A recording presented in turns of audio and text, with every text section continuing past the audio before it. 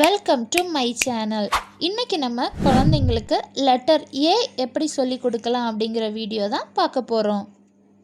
First நம்ம letter A எழுதுறதுக்கு சொல்லி கொடுக்குறதுக்கு முன்னாடி பேட்டர்ன்ஸு, ஸ்டாண்டிங் லைன், ஸ்லீப்பிங் லைன்லாம் தான் சொல்லி கொடுக்கணும். அப்போ தான் அவங்களுக்கு ஏ எழுதுறதுக்கு ஈஸியாக இருக்கும். ஸோ அது நான் ஆல்ரெடி லாஸ்ட் வீடியோவில் சொல்லியிருப்பேன். அது பார்க்காதவங்க அதை பார்த்துட்டு அதை குழந்தைங்களுக்கு ஃபஸ்ட்டு சொல்லி கொடுத்துட்டு நெக்ஸ்ட்டு இந்த மாதிரி சொல்லி கொடுக்கலாம். நான் ஜஸ்ட் ஒரு ரெஃபரன்ஸ்க்காக என்னோடய பொண்ணோட ஓல்டு புக் வச்சு தான் நான் உங்களுக்கு சொல்கிறேன்.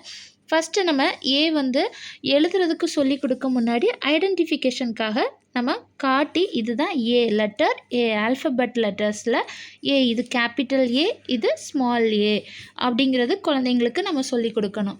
சொல்லி கொடுத்துட்டு ஏயோட ஃபோனிக் சவுண்ட் என்னது? அ.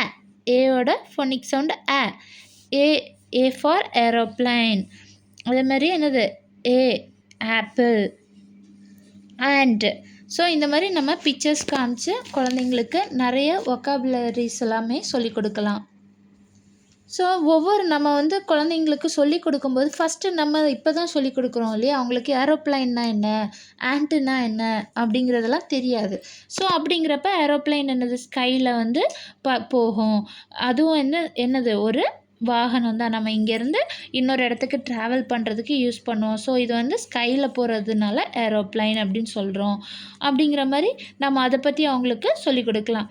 ஸோ இதிலே பார்த்திங்கன்னா ஒரு சென்டென்ஸ் கொடுத்துருக்காங்க, I can fly up in the sky. இதுவுமே ஒரு பிரைட் ஸ்டூடெண்ட்ஸ் கொஞ்சம் இதாக இருக்காங்கன்னா இந்த சென்டென்ஸ் எல்லாமே இப்போவே கற்றுக்கிட்டு வருவாங்க. ஸோ இந்த மாதிரி நமக்கு பேரண்ட்டுக்கு தெரிஞ்ச சின்ன சின்ன கான்வர்சேஷன்ஸ் இங்கிலீஷ்லேயே நம்ம சொல்லி கொடுத்தோம் அப்படின்னா அதுவுமே அவங்களுக்கு நல்ல மைண்டில் ரெஜிஸ்டர் ஆகி நல்லா லேர்ன் பண்ணுவாங்க. அண்ட் என்னது? Apple. Apple. I am your healthy fruit. நான் உங்களோட ஹெல்த்தி ஃப்ரூட்டு, ஹெல்த்தியான ஃப்ரூட்டு நம்ம சாப்பிட்றோம்ல ஆப்பிள் அப்படின்னு சொல்லி கொடுக்கலாம். And and. Phonic sound and. I am very small. I am very small. நான் பார்க்குறதுக்கு ரொம்ப குட்டியாக இருப்பேன் அப்படிங்கிறத சொல்கிறது. ஸோ ஃபோனிக் சவுண்டு எதுக்கு சொல்கிறேன் அப்படின்னா, இப்போ நிறைய ஸ்கூலில் ஃபோனிக்ஸ் ஃபாலோ பண்ணுறாங்க.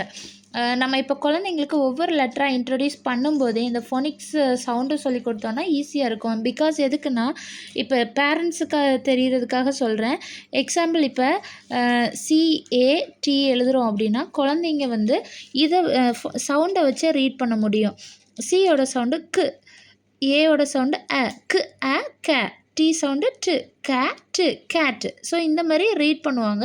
நம்ம அப்படிங்கிறப்ப நம்ம என்னது ஒவ்வொன்றுக்கும் ஃபோனிக் சவுண்டு சொல்லி கொடுத்துட்டே நம்ம டீச் பண்ணலாம்.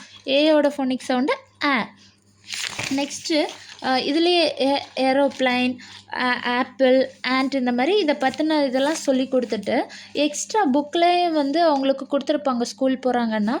அது இல்லாமல் எக்ஸ்ட்ரா வேர்ட்ஸும் நம்ம சொல்லி கொடுக்கலாம்.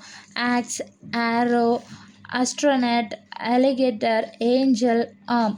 ஸோ இந்த மாதிரிலாம் எக்ஸ்ட்ரா வேர்ட்ஸ் எல்லாமே நிறைய சொல்லி கொடுக்கலாம்.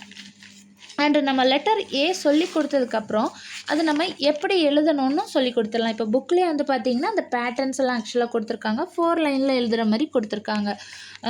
நம்ம ஸ்டார்டிங் 4 லைன் ஸ்ட்ரகிள் ஆவாங்க. ஸோ நார்மலாக எழுத வச்சுட்டு அதுக்கப்புறம் நம்ம 4 லைனில் இந்த மாதிரி லைன் டச் பண்ணுறதுக்கெலாம் சொல்லி கொடுக்கலாம். ஃபஸ்ட்டு பிங்க் லைன் வரும், அடுத்து மிடில் 2 ப்ளூ லைன் வரும், அடுத்தும் பிங்க் வரும். கேபிட்டல் லெட்டர்ஸ் எப்படி ஸ்டார்ட் பண்ணோம் அப்படிங்கிறது எல்லாமே. ஸோ கேபிட்டல் ஸ்மால் இப்போ ஸ்டார்ட் பண்ணுறது அவங்களுக்கு தெரியாது. ஸோ எப்போவுமே பிங்க்கில் ஸ்டார்ட் பண்ணோம் அப்படிங்கிறதெல்லாம் லெட்டர்ஸ் நம்ம சொல்ல அவங்க கற்றுப்பாங்க. நம்ம லெட்டர்ஸ்லேயே சொல்லி கொடுத்துடலாம். ஸோ இப்போ எப்படி ஆக்சுவலாக குழந்தைங்களுக்கு எழுத சொல்லி கொடுக்கணும் அப்படின்னா,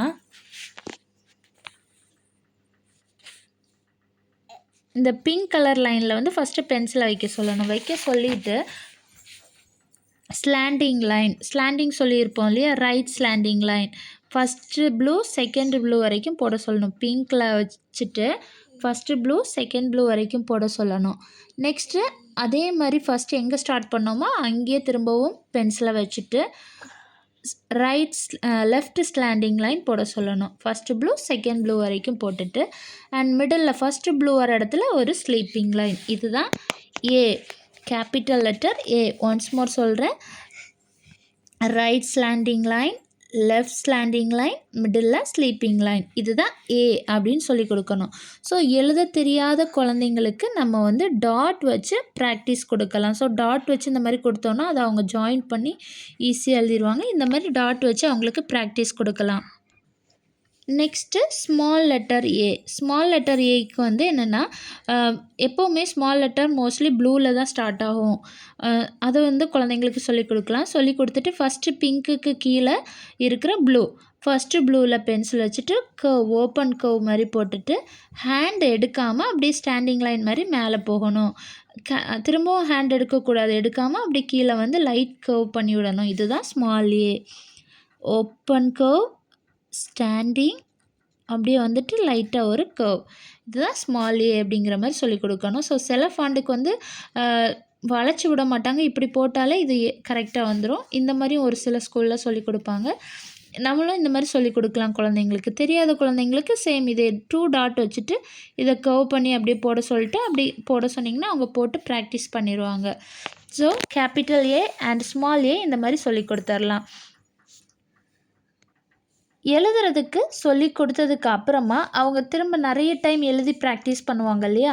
ஸோ ஒவ்வொரு டைம் எழுதி ப்ராக்டிஸ் பண்ணும்போதும் கேபிட்டல் ஏன்னா கேபிட்டல் ஏ, ஸ்மால் ஏன்னா ஸ்மால் ஏன்னு சொல்லிவிட்டு ரிப்பீட் பண்ணிவிட்டு அவங்க சொல்லிகிட்டே எழுத சொன்னீங்க அப்படின்னா அவங்களுக்கு மெமரி ஆகும்.